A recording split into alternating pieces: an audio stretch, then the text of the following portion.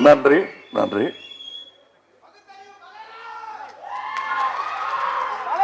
நன்றி. ஆண்டவனை விட பகலவன் பெட்டரா இருக்கு. ஒரு பக்கம் இல்லை இல்லைன்றா நீயே அதுதான், நான் என்ன பண்ணுவேன் சொல்லுங்க. ரைட். நண்பர் வைரமுத்து அவர்கள் போக வேண்டியிருந்ததுனால அவரும் அந்த ட்ரைலர் பார்க்கணுங்கிறதுக்காக என்னுடைய கலைஞர்களை பற்றி நான் பேசப்போகும் பேச்சை தள்ளி போட்டு வைத்தேன். இப்பொழுது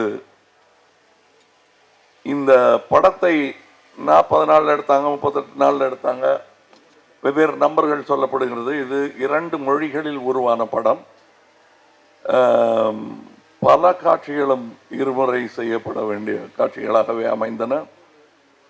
சும்மா ஒரு கார் வர்ற ஷாட்டு தானே, அதை தமிழில் வர்ற ஷாட்டையே தெலுங்கில் போட்டுக்கலாமான்னா முடியாது. நம்பர் பிளேட்லேருந்து எல்லாத்தையும் மாற்றி ஆகணும். அதே மாதிரி போலீஸ்காரங்க வந்து கடைசியாக லேட்டாக வருவாங்க இல்லையா, அந்த மாதிரி லேட்டாக வர போலீஸ்காரங்க போட்டிருக்கிற யூனிஃபார்ம் கூட மாறும். ஏன்னா தெலுங்கானா யூனிஃபார்ம் வேறு, தமிழ்நாடு யூனிஃபார்ம் வேறு. அதையெல்லாம் பார்க்கும்போது இது 2 படங்கள் என்று திண்ணமாக சொல்லலாம்.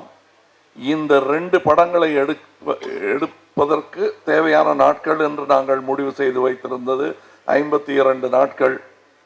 ஆனால் படத்தை போட்டு பார்த்து விட்டு சில திருத்தங்கள் செய்ததனால் இன்னும் 8 நாட்கள் ஆகின. அதனால் இது 60 நாள் படம். 2 படங்கிறதுனால பிரிச்சுக்கிட்டிங்கன்னா 30 நாளைக்கு ஒரு படம். ஏன் பெருமையாக சொல்லிக்கிறேன்னா, நானே 200 நாளைக்கு படம் பண்ணியிருக்கேன். கொஞ்சம் திட்டம் போட்டால்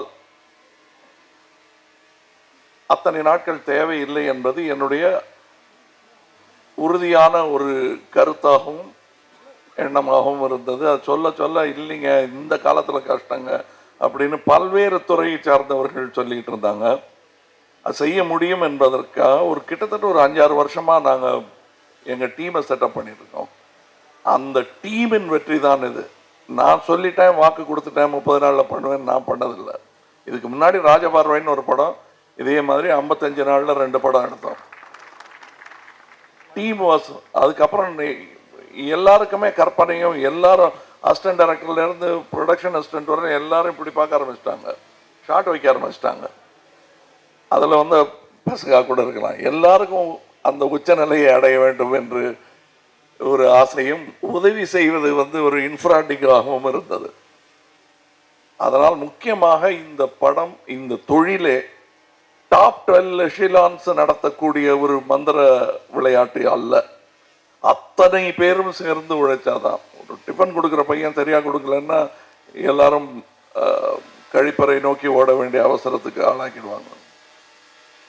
ஒரு சமையல்காரர் சரியா சமையல் பண்ணலன்னா யூனிட்டே காலி. டிரைவர் எல்லாரும் கரெக்ட் நேரத்துக்கு ஆரம்பிக்கலைன்னா, வந்து சேர்க்கலைன்னால் பல விஷயங்கள் நடக்காது. இது ஒரு டீம் ஒர்க். இந்த டீம் பிரமாதமான ஒரு டீம் என்னிடம் அமைந்தது, சேர்ந்தது. அந்த வெற்றிக்கான வீரர்களை உங்களுக்கு அறிமுகப்படுத்தி வைப்பதில் பெரும் பெருமை கொள்கிறேன். ஒரு 7.5 ஆண்டு காலம் ராஜ்கமலில் வெவ்வேறு நிலையில் கீழ்மட்டத்திலிருந்து படிப்படியாக வந்து எக்ஸிக்யூட்டிவ் ப்ரொடியூசர் என்ற நிலைக்கும் வந்து பிற்பாடு டைரக்டராக இருக்கும் திரு ராஜேஷ் அவர்கள்,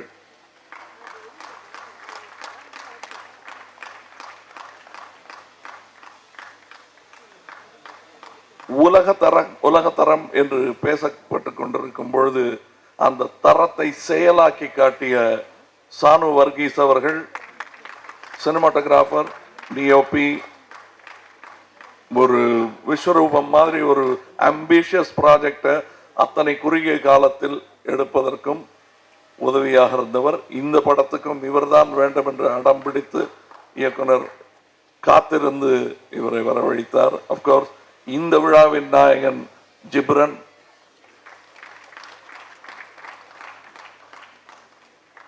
அவரை பற்றி நிறைய பேசிட்டோம், இனியும் பேசப்படும் என்ற நம்பிக்கை எனக்கு இருக்கிறது. எங்கள் நடிகர்கள், நீங்கள் வாங்க புறப்பட்டு வந்துருங்க, நான் அப்படியே சொல்லிட்டே வரேன். வாங்க சம்பத், வாங்க சம்பத், கிஷோர், இவர்கள்லாம் இப்ப இவங்களை பத்தி ஒரு வரி கூட சொல்லாம பேர் மாத்திரம் சொன்னா போதுமானது. படம் பார்க்கும்போது உங்களுக்கு தெரியும் இவங்களுடைய கான்ட்ரிபியூஷன் என்னங்கிறது. கிஷோர்,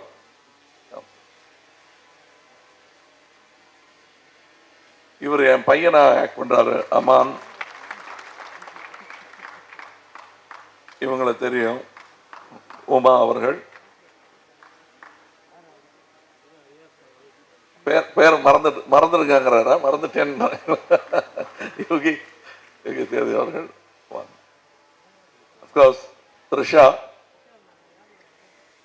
த்ரிஷாவுக்கு இது எங்களை இரண்டாவது முறையாக சகித்துக் கொள்ள வேண்டிய நிர்பந்தம். மதுஷாலினி அவர்கள்.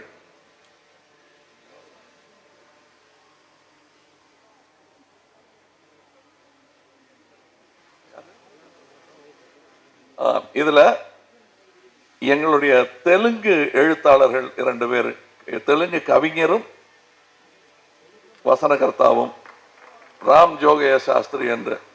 அவங்க தெலுங்கு படம் தான், நான் கூட தமிழ் படம் ஷூட்டிங் போதும் கூடவே இருந்தாங்க. அபூர் ரவி அவர்கள் அண்ட் அவர் எடிட்டர் ஷான் முகமது, ரமேஷ் அவர் ஸ்டண்ட் மாஸ்டர். இப்ப இதுல ஜாஸ்தி காட்டல. எங்கள் எழுத்தாளர் தமிழ் வசனகர்த்தா சுகா அவர்கள்.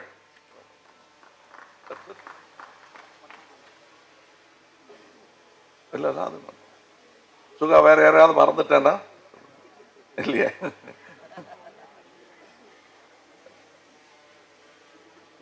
பிஆர்ஓ மறந்துட்டேங்கிறாரு நிக்கில் அவர்கள். மறக்க முடியாத சிலரை இங்கே இந்த கூட்டத்தில் இன்று பின்னணியில் அமைதியாக இருந்த எங்கள் சித்தாரா. வழக்கமா அவங்க செட்டுக்குள்ள வந்தாங்கன்னா பேக்கப் டைம்னு அர்த்தம்.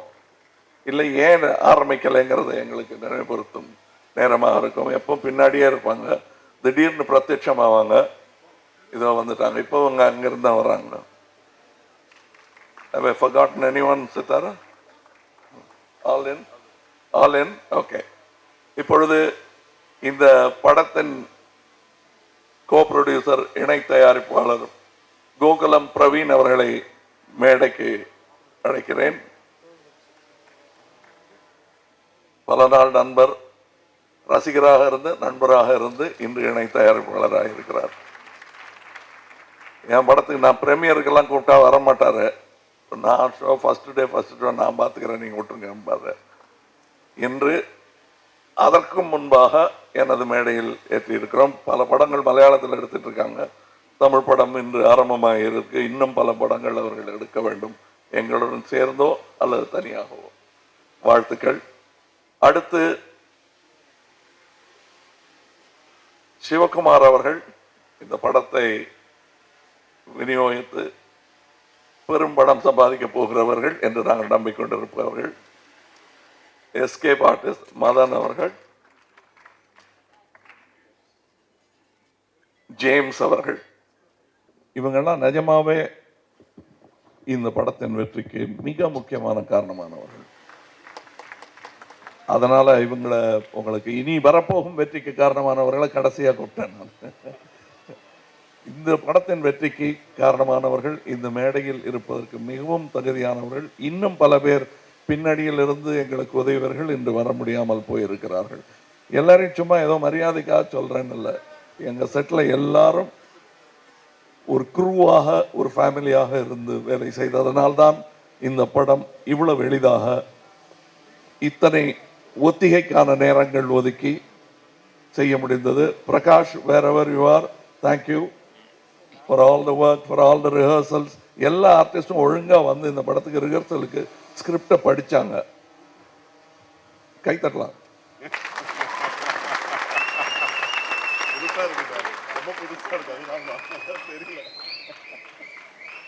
இந்த கைத்தட்டலுக்காகவாது மயங்கி இனி வரும் படங்களிலும் இவர்கள் இதை செய்வார்கள்,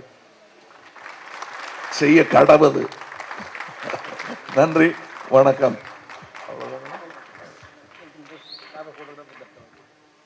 இது வழக்கமாக இதை விட மாட்டேங்கிறாங்க. இப்போ இது எல்லாரும் கையில் வச்சுட்டு ஒரு ஃபோட்டோ. ஆல்ரெடி மியூசிக் இருக்கு ஐடியூன்ஸில் வந்துச்சு. அது போர்டு வேண்டாம், வேண்டாம் வேண்டாம், இல்லை வேண்டாம் வேண்டாம், இல்லை வேண்டாம் வேண்டாம். நல்லா வழி அனுப்பி வைக்கிறோம். அந்த போகி வருது, எதையாவது கொளுத்த வேண்டாமா?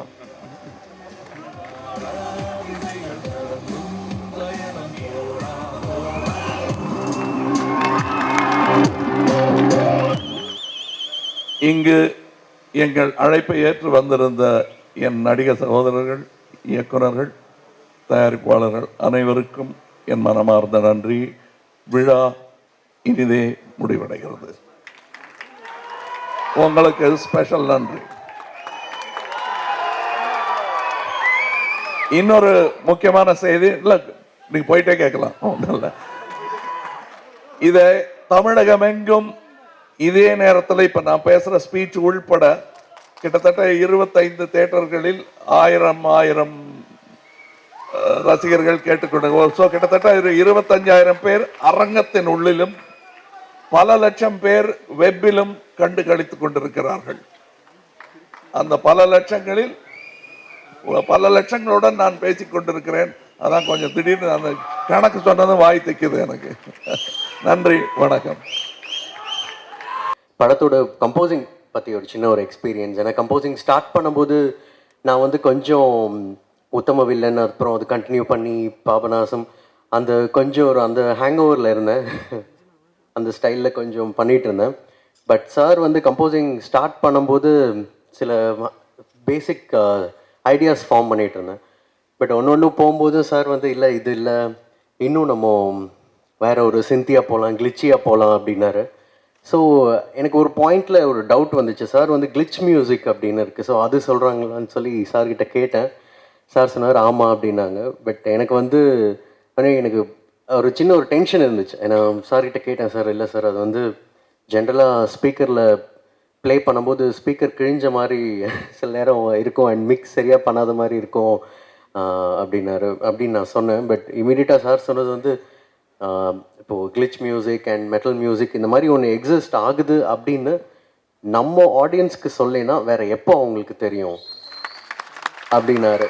ஸோ ஓகே, நான் இந்த படத்தில் எனக்கு ஒரு பாயிண்ட் நான் கற்றுக்கிட்ட ஒரு விஷயம், ஓகே புதுசாக ஒன்று எக்ஸ்பெரிமெண்ட் பண்ணோம், ஒரு இன்னும் எக்ஸிஸ்ட் ஆகாத ஒரு விஷயத்தை ஆடியன்ஸ்கிட்ட சொல்கிறதுக்கு தயங்கக்கூடாது அப்படின்னு. அண்ட் இன்னொரு விஷயம், ராஜேஷ் எனக்கு ரொம்ப நல்ல ஃப்ரெண்ட். விஸ்வரூபம் 2, தென் உத்தம வில்லன் எல்லாமே ஒர்க் பண்ணியிருக்கோம். அண்ட் அவரோட கிளாரிட்டி, இப்போ ஒரு சாங் ஆகட்டும், இல்லை இப்போ பேக்ரவுண்ட் ஸ்கோர் பண்ணும்போதும் கரெக்டாக சொல்லுவார். ஏன்னா அவருக்கு ராஜேஷ்க்கு மியூசிக் தெரியும். சில நேரம் அந்த ட்ராக்ல நீங்கள் அந்த செகண்ட் பார்லேருந்து அப்படின்னு சொல்லுவார். நான் சொல்லுவேன், ராஜேஷ் உங்களுக்கு மியூசிக் தெரியாமல் இருந்திருக்கலான்னு சொல்லுவேன். பட் ஆனால் இப்போது அவுட்புட் பார்க்கும்போது ரொம்ப நல்லா வந்திருக்கு. And it was a very ரொம்ப சந்தோஷமான ஒரு ஜேர்னி தூங்காவனம் பொறுத்த வரைக்கும். கண்டிப்பாக அது உங்களுக்கு அப்படியே ஸ்க்ரீனில் ட்ரான்ஸ்ஃபர் ஆகிருக்கும் நம்புகிறோம். கண்டிப்பாக பாருங்கள். தேங்க்யூ. ட்ரெய்லர் ரொம்ப நல்லா இருந்தது, பாடலும் ரொம்ப நல்லா இருந்தது. வாழ்த்துக்கள் ராஜேஷ், ஜிப்ரான். இது ஸ்ரீபிரியா மேடம் கமல் படம், தமிழ் படமாக இருந்தாங்க. இது கமல் படம், இது அப்படித்தான் இருக்கும், அது உலக ரீதியாக தான் இருக்கும். இங்கே ஃபோட்டோ போஸ்ட் கொடுக்கும்போது சார் பக்கத்தில் நின்றுட்டு இருந்தேன். அப்போது சார் சொன்னாங்க, ஏன் கையை கட்டிக்கிறீங்க, கையை கீழே போடுங்கன்னாங்க. அது தானாக கட்டிக்குதுங்க, நான் என்ன பண்ண முடியும். அதுதான் உங்கள் மேல் நாங்கள் வைத்திருக்கும் மரியாதை. இது வரைக்கும் கடந்த சில வருடங்களாக நிறையா சிறந்த நடிகருக்கான விருது வாங்கியிருக்கேன். ஆனால் எப்போ உங்கள் கையால் சிறந்த நடிகருக்கான விருது வாங்குறனோ அப்போ தான் அது எனக்கு நிறைவடையும், அப்போ தான் அதுக்கான அர்த்தம் கம்ப்ளீட் ஆகும். உங்களை வாழ்த்த வயதில்லை, உங்களை பார்த்து நிறையா கற்றுக்கிட்டு உங்களை ஃபாலோ பண்ணி உங்கள் அனுபவங்களால் நாங்கள் இன்னும் பேர் வாங்கிட்டு இருக்கோம் நிறையா இடத்துக்கு போய். அதில் ரொம்ப அந்த வகையில் ரொம்ப பாக்கியசாலிகள் நாங்கள். நம்மவர் அப்படின்னு ஒரு படத்துக்கு நான் மாநில கல்லூரியில் படிச்சுக்கிட்டு இருக்கும் பொழுது அதில் கானா பாட்டு பாடுறதுக்காக என்னை வந்து டிடிகே ரோட்லேருந்து ஒரு அம்பாஸ்டர் காரில் கூட்டிகிட்டு போனாங்க. அன்னைக்கு நான் 93 இல்லை 94 நினைக்கிறேன். அன்னைக்கு நான் கமல் சாரை நேராக பார்த்தேன். அவங்க வீட்டில் தான். அன்னையிலிருந்து இன்னைக்கு வரைக்கும் நான் சினிமாவில் நடிகனாக வருவேன் அப்படிலாம் நம்ம எதிர்பார்க்கல. ஆனால் அன்னையிலிருந்து இந்நேர வரைக்கும் ஒரு ரசிகனாக அவர் மேலே ஒரு அசைக்க முடியாத ஒரு பாசமும், அதே நேரத்தில் இன்றைக்கி நான் மட்டும் கிடையாது, ஒரு டைரக்டர் பத்ரி நாராயணன், பர்வீன் சுல்தான் எஸ்ஐடி காலேஜில் வேலை செய்கிற ப்ரொஃபஸர் திருப்பதி சாமி இறந்து போயிட்டார். இந்த மாதிரி ஒரு பெரிய அட்வொகேட் ஒருத்தர் இருக்கார். நாங்கள் எல்லாம் கமல் சாருடைய டிடி ரோட்டில் அவங்க அம்மா பேரில் அவர் உருவாக்கின லைப்ரரியில் படித்து வளர்ந்து ஒரு சாதாரண மாணவனாக இருந்த காலத்திலேயே எங்களெல்லாம் கரெக்டாக வழிநடத்தி கமலஹாசனுடைய ரசிகர்கள் தவறான பாதையில் போக மாட்டாங்க அப்படின்னு எடுத்துக்காட்ட எங்கள் எல்லாரையும் உருவாக்கின பெருமை எங்கள் ஆழ்வார்பேட்டை ஆண்டவனுக்கு உண்டு. அதனால் எங்களுடைய இந்த படம் மிகப்பெரிய வெற்றி அடையும். அதே நேரத்தில் எனக்கு நல்லா ஞாபகம் இருக்கு, கர்நாடகாவில் தமிழர்கள் பிரச்சனை உருவான டயத்தில் ஆழ்வார்பேட்டையிலிருந்து ஒரே ஒரு நடிகர் கமலஹாசன் சார் வீட்டிலேருந்து தான் லாரியில் பெட்ஷீட்டு மருந்தும் அரிசியும் பருப்பும் ஸ்டவ்வும் எல்லாமே போச்சு. அதே மாதிரி இயக்குனர் ரங்கராஜன் ஜிஎன்ஆருடைய தகப்பனார் மகாராஜான்னு ஒரு படம், அவருடைய சூழ்நிலையை புரிஞ்சு உடனடியாக சார் டேட்டு கொடுத்து அந்த வீட்டை அவருக்கு மீட்டு கொடுத்த எங்கள் கமல் சார், பத்மஸ்ரீ, உலகநாயகன், நன்றி என்ற ஒரு வார்த்தை இந்த உலகத்தில் இருக்குன்னா அதுக்கு எடுத்துக்காட்டி எங்கள் சார் மட்டும்தான், கமல் சார் மட்டும்தான். கமல் சார் பொறுத்த வரைக்கும் ஒரு இன்ஸ்டிடியூஷன். அந்த இன்ஸ்டிடியூஷன் சார்பாக எங்களை மாதிரி நடிகர்களுக்கு அவரோட எக்ஸ்பீரியன்ஸ் சொல்லணுன்றது தான் எங்களோட ஆசை. இந்த தூங்காவனம் படம் கண்டிப்பாக வெற்றி பெறும். எல்லாருக்கும் அதாவது கழுத்து வலி வர எல்லா நடிகர்கள் காரணம் அவர் தான். ஏன்னா திரும்பி பார்க்குற ஒரு நடிகர்னா கமல் சார். எல்லாரும் நாங்கள்லாம் திரும்பி பார்க்குற ஒரு நடிகர் கமல் சார். பற்றி எனக்கு வயசு இல்லை, எனக்கு எக்ஸ்பீரியன்ஸ் இல்லை, but hats off to him as a human being. ஒரு மனிதனா எனக்கு என் வாழ்க்கையில் ஏதாவது ஒரு பர்சனல் பிரச்சனைனா நான் முதல்ல நிற்க போகிற இடம் அவரோட வீடு தான். எனக்கு தெரியும். நான் ஏன் சொல்கிறேன்னா, ஏன்னா எக்ஸ்பீரியன்ஸில் நான் சொல்கிறேன், சார் ஒரு நடிகராக நிறைய சாதிச்சிட்டாரு. நான் ஸ்ருதிக்கும் இந்த விஷயம் சொன்னேன், சாருக்கும் சொல்கிறேன், இங்கே இருக்க வேண்டிய ஆட்கள் இல்லை. சார் வேற எங்கேயோ இருக்கணும், ஸ்ருதியும் வேற எங்கேயோ இருக்கணும் because of the talent. But hats off to his contribution to the society. அந்த சொசைட்டி கொடுக்குற கான்ட்ரிபியூஷனில் I am as part of the society, I am his fan forever. As an actor, as a human being, I am a fan for him. Sounding so wonderful, ரொம்ப அழகா இருக்கு. And I really love the trailer, and as always I wish the entire team all the best, all the wonderful actors. நான் ரொம்ப எதிர்பார்க்கிறேன் to see everybody's performances, and to Rajesh, director and in-house director, who we're very proud of, and we hope this is the beginning of a fantastic career for you. And as always, Appa, love you and so proud of you. Firstly, thank you, Kamal sir, for a world-class opportunity for the second time. And ஒரு வாட்டி அவர் கூட work பண்ணுறதே ஒரு பெரிய விஷயம். I had the opportunity to do it twice. And actually, Vishal என்ன சொன்னால் ரொம்ப இன்ட்ரெஸ்டிங்காக இருந்தது. பிகாஸ் ஆஸ் அன் ஆக்டர் நம்ம பேசிகிட்டே இருக்கலாம் கமல் சார் பற்றி, but he is one of the best human beings I've ever worked with. And கரெக்டாக சொன்னார், ஏதாவது ஒரு பர்சனல் ப்ராப்ளம் இருந்தால் I think we'll all be outside his house. He's one of those people. And thank you, Rajesh, for being a great support and a good friend during the making. And of course, congratulations, Gibran. Today is your day. And நானும் ரொம்பவே எதிர்பார்க்குறேன் இந்த படத்தை. So I hope you all enjoy it. பாபராசம்ல பார்த்து என்னோட அப்பாவா இது அப்படின்னு சுத்தமாக நம்ப முடியல. அந்த சுயம்புலிங்கம் கிடையாது இது. கமல் சார் பற்றி பேசிக்கிட்டே போவேன். I'm one of his biggest fans. எல்லா ஆக்டர்ஸும் இதில் நடிச்சிருக்கிற ட்ரெய்லர் பார்க்கும்போது புரியுது, எல்லா ஆக்டர்ஸுமே அவ்வளோ அற்புதமாக பண்ணியிருக்காங்க. It was so natural. நிஜமாகவே அந்த இடத்துல நின்று அந்த ஃபைட் சீக்வன்ஸாக இருந்தாலும் அந்த எமோஷன்ஸாக இருந்தாலும் எல்லாமே அங்கேருந்து பார்க்குற மாதிரி இருக்குது. ரொம்ப சந்தோஷமாக இருக்குது ஃபார் தி என்டையர் டீம்.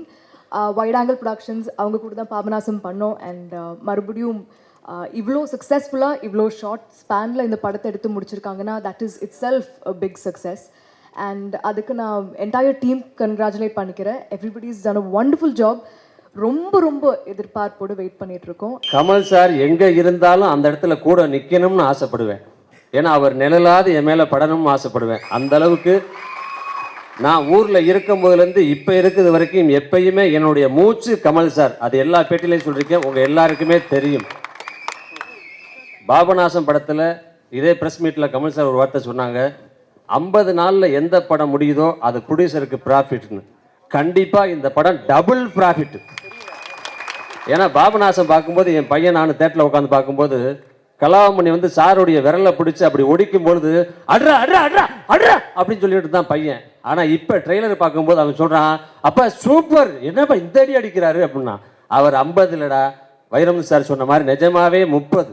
என்னை பார்த்தா 50 மாதிரி இருக்குது, சாரை பார்த்தா 30 மாதிரி இருக்குது. அது மட்டும் இல்லாமல் 25 ஆண்டுகளுக்கு பிறகு இந்த வருஷம் தான் கமல் சாருக்கு 4 படம் ரிலீஸ் ஆகிருக்கு. அடுத்த வருஷம் கன்ஃபார்மாக 5 படம் ரிலீஸ் ஆகும். ஏன்னா உங்களுக்கே தெரியும், உத்தம வில்லன் ஒரு வெரைட்டி, பாபநாசம் ஒரு வெரைட்டி, அதே மாதிரி தூங்காவனம் டபுள் வெரைட்டி. இது சூப்பர் டூப்பர் ஹிட்டு அப்படிங்கிறதுக்கு இந்த ட்ரெய்லரும் இந்த சாங்கும் போதும். சாங்கும் ட்ரெய்லரும் ரொம்ப நல்லா இருக்குன்னு நானே உள்ளே இருந்துக்கிட்டு சொல்லக்கூடாது. எழுத்தாளர்னு சொன்னீங்க, நான் வந்து ஒரு எழுத்தாளருடைய தீவிர வாசகன், ரசிகன். அந்த எழுத்தாளரின் பெயர் கமல்ஹாசன். தன்னோட ரசிகர்களுக்கு திரு கமல்ஹாசன் அவர்களுடைய விருந்து தான் தூங்காவனம் திரைப்படம். தமிழ் சினிமாவுக்கு அவர் அளித்திருக்கும் கொடை ராஜேஷம் செல்வா என்கிற திறமையான இயக்குனர். ஜிப்ரான் என்கிற அற்புதமான இசையமைப்பாளரை தொடர்ந்து தன்னுடைய படங்களில் பயன்படுத்தி கொண்டிருக்கும் திரு கமல்ஹாசன் அவர்களுக்கு ஜிப்ரானின் ரசிகனாக நான் நன்றி சொல்லிக் கொள்கிறேன். சத்தியம் தட்டுக்கு மேலாம் கமல் சார்னால தான் ஹெலிகாம்லாம் பறக்க விட முடியும். மேலெல்லாம் கேமரா பறந்துக்கிட்டு இருக்கு. உண்மையிலே கமல் சாருடைய ஃபேன் தான். எல்லா படமே ஃபஸ்ட்டு ஷோ போய் பார்ப்பேன். இந்த படம் வந்து அதுக்கு முன்னால் ப்ரீ ஷோலாம் போட்டாங்கன்னா அங்கே போய் பார்த்துடலாம் அப்படிங்கிற ஒரு ஆர்வத்தை தூண்டியிருக்கு. சாங் ட்ரெய்லர் எல்லாமே கமல் சாரை வந்து நாங்கள் அவருக்கு தெரியாமல் டெய்லி பேசிக்கிட்டு இருப்போம். எல்லா படத்து ஷூட்டிங்லேயுமே. விஷால் சார் ஷூட்டிங், ஒரு நாள் சிம்பு இது நம்மால் ஷூட்டிங்கில் கூட சிம்பு லேட்டாக வரும்போது நான் சொன்னேன், எனர்ஜி இப்படி பண்ணுறீங்க அப்படின்னா. இல்லை ஜி, சின்ன வயசுலேருந்தே ரொம்ப நடிச்சுக்கிட்டு இருக்கனால கொஞ்சம் லைட்டாக போர் அடிக்கிற மாதிரி இருக்கு ஜி அப்படின்னு. அப்போ கூட தான் சொன்னேன், கமல் சாரை காட்டிலுமா ஜி நடிச்சிட்டிங்க அப்படின்னேன். அப்போ அவர் சொன்னார், என்ன ஜி நீங்கள் போய் அவர் மனுஷனா என்ன அவரோட கம்பேர் பண்ணுறீங்க, நம்மலாம் சராசரி மனிதன், அவர் அதை தாண்டி மச்சி. அவர் வந்து ஒரு வாலி மாதிரி, என்ன கேரக்டர் நடிக்கணும்னு நினைக்கிறாரோ அந்த கேரக்டர் வந்து அவருக்குள்ளே உக்காந்துக்கும். அந்த கேரக்டரையே அவர் ட்ராவல் பண்ணிக்கிட்டு இருப்பார். அப்படிப்பட்ட மனிதரோடலாம் என்னை தயவு செய்து கம்பேர் பண்ணாதீங்க அப்படின்னு. உண்மையிலே இன்னைக்கும் ஒரு எனர்ஜியாக ஒரு யூத் ஹீரோக்கள் பண்ணுற அளவுக்கு 4 படம் பண்ணுறது உண்மையிலே பயங்கர கமல் சாரை மட்டும்தான் முடியும். எங்களுக்கும் உண்மையிலே ராஜேஷ் மாதிரி ஒரு புது இயக்குனருக்கு வாய்ப்பு கொடுக்கும்போது எங்களுக்கெல்லாம் ரொம்ப சந்தோஷமாக இருக்குது. நாங்களும் சில இயக்குனர்கள்லாம் உங்களோட சேர்ந்து ட்ராவல் பண்ணணும் அப்படிங்கிற ஒரு ஆசையில் இருக்கும். எங்களுக்கும் அந்த வாய்ப்பு கொடுப்பீங்கன்னு நம்புகிறேன்.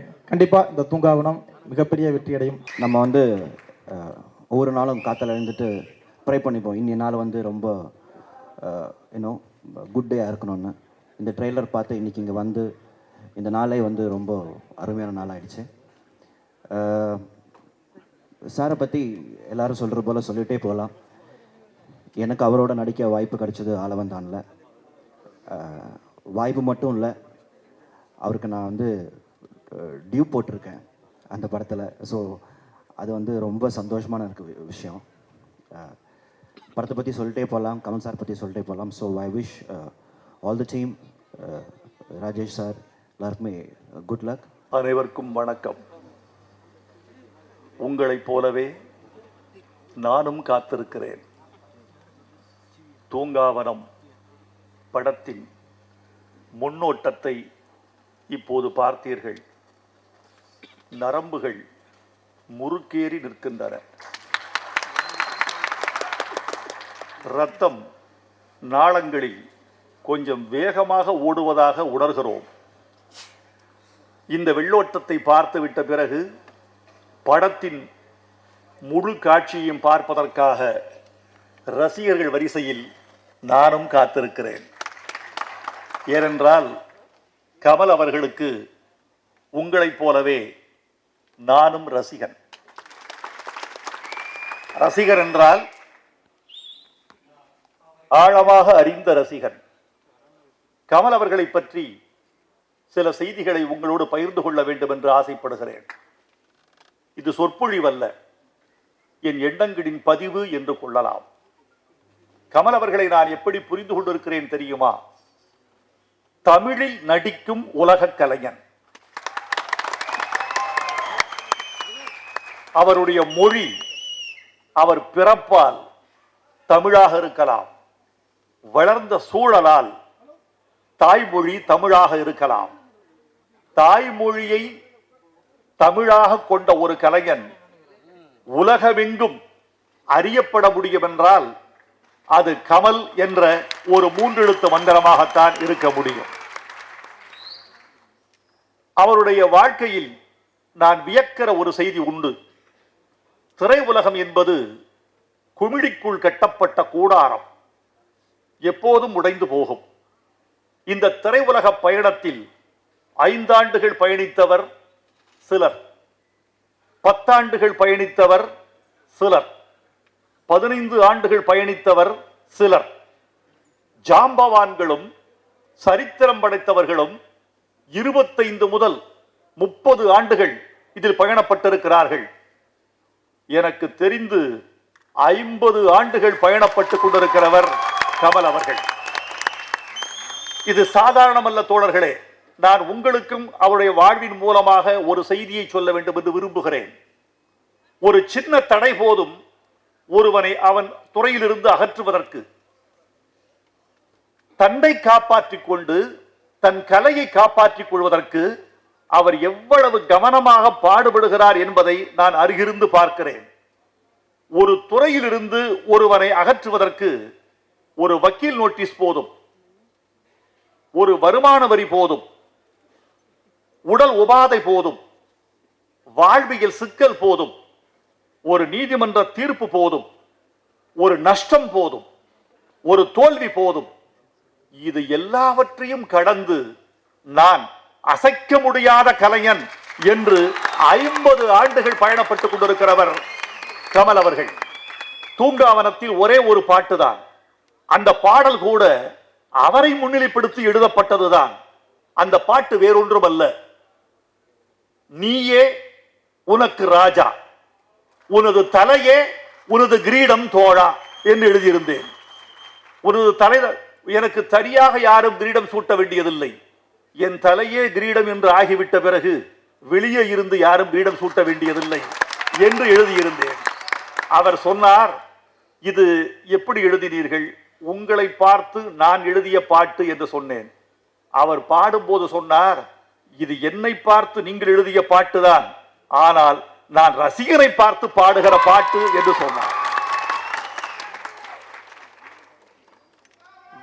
வேல்கள் வீசியும் வாள்கள் ஏந்தியும் வெளிச்சத்தை கொலை செய்ய முடியாது என்று எழுதியிருக்கிறேன். வெளிச்சத்தை எப்படி வெட்டுவீர்கள்? மரமாக இருந்தால் வெட்டி விடலாம், கிளையாக இருந்தால் வெட்டி விடலாம், சுவராக இருந்தால் இடித்து விடலாம், மலையாக இருந்தால் பெயர்த்து விடலாம், ஆளாக இருந்தால் அடித்து விடலாம். வெளிச்சத்தை எப்படி வெட்டுவீர்கள்? வெளிச்சத்தை எப்படி கொலை செய்வீர்கள்? கமலஹாசன் ஜீவ ஜோதியாக, ஒரு வெளிச்சமாக, கலை உலகத்தினுடைய ஒரு தீபமாக இருக்கிறார். அவர் தொடர்ந்து வெற்றி பெற வேண்டும் என்று நான் வாழ்த்துகிறேன். அவரோடு பணியாற்றுவது ஒரு சுகம், பழகுவது ஒரு சுகம். நான் சொல்லுகிறேன், எனக்கு தெரிந்து அவர் உரையாடலில் அவர் செல்கிற உயரத்தை பார்த்தால் அதில் 10% தான் அவர் கலைக்கு கொடுக்கிறார். அவர் முழுக்க தன் அறிவை இறக்கி வைப்பதற்கு சினிமாவுக்கு வயிறு போதாது. சினிமா அவரது ஜீரணிக்க தெரியாது. சினிமாவுக்கு எவ்வளவு ஜீரண உறுப்பு இருக்கிறதோ, சினிமாவுக்கு எவ்வளவு ஜீரண சக்தி இருக்கிறதோ, அந்த அளவுக்கு மட்டும் நான் பந்தி வைக்கிறேன் என்று சொல்லக்கூடியவர் அவர். இன்றைக்கு அவர் எடுத்திருக்கிற உயரம் மிகப்பெரிய உயரம். அவர் பெயரை சொன்னால் இது ஹாலிவுட்டில் தெரியும். தமிழ்நாட்டுக்கு வெளியே உச்சரிக்கப்படுகிற ஒரு கலை பெயர்களில் முக்கியமான பெயர் கமல். இந்த உயரத்தை அடைவதற்கு அவர் பட்ட பாடுகளை நீங்கள் கணக்கில் எடுத்துக் கொள்ள வேண்டும் தோழர்களே. யாரும் அதிர்ஷ்டத்தை நம்பி நிற்க முடியாது, துணைவர்களை நம்பி நிற்க முடியாது. நான் எழுதினேன், கை ரேகைகளை நம்பாதே, கை ரேகை தேய தேய உழைப்பதை நம்பு என்று எழுதினேன். அப்படி நம்புகிறவர் ஒரு செய்தி சொல்ல வேண்டும், அவருடைய அறிவு கூர்மைக்கு ஒரு செய்தி சொல்ல வேண்டும். ஒரு மேடையில் நானும் இருக்கிறேன், இயக்குனர் சிகரம் பாலச்சந்தர் அவர்கள், எங்களால் மறக்க முடியாத ஒரு பெருமகன், அவரும் இருக்கிறார். கமலை பாராட்டுகிறார். பாராட்டுகிற போது சொன்னார், அவருடைய அறிவு கூர்மைக்கு எடுத்துக்காட்டு சொல்ல வேண்டும் உங்களுக்கு, அதற்கு சொல்லுகிறேன். பாலச்சந்தர் அவர்கள் சொன்னார், கமல் நான் வளர்த்த பையன்தான், ஆனால் என்னை விட உயரமாகிவிட்டார் என்று சொன்னார். இப்போது அவரை தொடுவதற்கே எனக்கு ஒரு தூரம் வந்து விட்டது, என்னை விட உயரமாக இருக்கிறார் என்று சொன்னார். அவை அடக்கமாக கமல் மேடைக்கு வந்தார். பாலச்சந்தர் அவர்களின் குருநாதர், அவரால் வளர்க்கப்பட்டவன் நான், சிறுவன், என்னை விட அவர் உயரமாகி விட்டதாக சொல்லுகிறார். குழந்தைகளை தகப்பன் தூக்கி கொஞ்சுகிற போது குழந்தை உயரமாகத்தானே இருக்கும். என்னால் மறக்க முடியாத ஒரு மேடை உரையாடல், மேடை பதில் என்று நான் என் மனதில் பதிவு செய்திருக்கிறேன். கமல் அவர்களே, உங்கள் தூரம் இன்னும் ரொம்ப தூரம் இருக்கிறது. உங்கள் வயது 60 என்று கேலண்டர் சொல்லுகிறது, உங்கள் வயது 30 என்று எங்கள் மனது சொல்லுகிறது. இன்னும் நீங்கள் உழைப்பீர்கள், உழைப்புக்கேற்ற வெற்றி அடைவீர்கள். தூங்காவனம் மிகப்பெரிய வெற்றி பெற வேண்டும் என்று நான் விரும்புகிறேன். கமல் போன்ற கலைஞர்கள் தோல்வியே பெறக்கூடாது, அவர்கள் வென்று கொண்டே இருக்க வேண்டும். இவர்கள் வெற்றி பெறுகிற வரைக்கும் தமிழ் கலைக்கு நல்லது, திரை உலகம் என்ற தொழிலகத்துக்கு நல்லது, தொழிலாளர்களுக்கு நல்லது.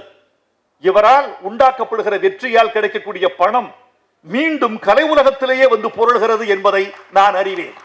அதனால் அவர் வெற்றி பெற வேண்டும்.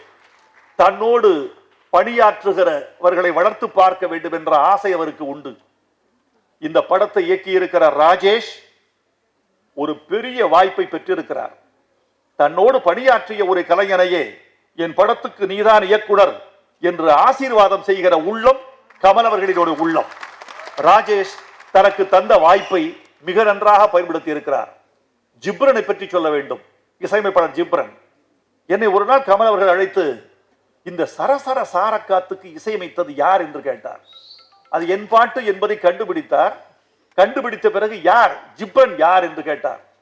ஒரு இளமையான பையன், அதிகமாக பேச மாட்டார், வாய் பேச மாட்டார், வாத்தியம் பேசும், அமைதியான ஆள். என்னை வந்து பார்க்க சொல்கிறீர்களா என்றார்.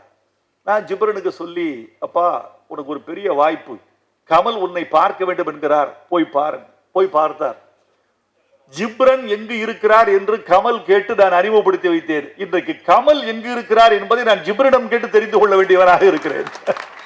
ஃபர்ஸ்ட் ட்ரைலர் கொடுத்த நீங்கள் support was enormous, very happy and we are very confident about the project. And Ghibran சொன்ன மாதிரி இந்த ஆரம்பிக்கும் போது இட் வாஸ் லைக் ஒரு விதமாக ஆரம்பித்தோம். அதுக்கப்புறம் வைரமுத்து சார் வந்து எழுதும்போது சார் ஒரு ஐடியா கொடுத்தாரு, இது வந்து ஹீரோ வர்ஷிப்பாக இருக்க வேண்டாம், அந்த சாங்கை வில் டூ இட் ஃபார் ஃபேன்ஸுக்குன்னு சொன்னார். ஸோ அது ஃபேன்ஸுக்கு சொல்கிற மாதிரி இருக்கட்டும், நான் பாட போகிறேன், ஸோ ஃபேன்ஸ் சொல்கிற மாதிரி இருந்தால் நல்லாயிருக்கும்னு நாங்கள் டிசைட் பண்ணோம். அண்ட் சார் வாய்ஸ் தான் அப்படின்றது 3 பேரும் சேர்ந்து முடிவெடுத்த விஷயம். அது முதல் வேற ஒரு சாய்ஸ் இருந்தபோது 3 பேருமே சார் வேண்டான்னு ரொம்ப சொல்லியிருந்தார். And then we decided that since it's going to be for fans, sir பாடினா நல்லாயிருக்கும்னு. ஸோ இன்னைக்கு அக்டோபர் 7 உலகநாயகன் ஃபேன்ஸ் எல்லாருக்கும் தூங்காவனம் குழு சார்பாக ஒரு மாதம் முன்னாடியே பர்த்டே கிஃப்ட்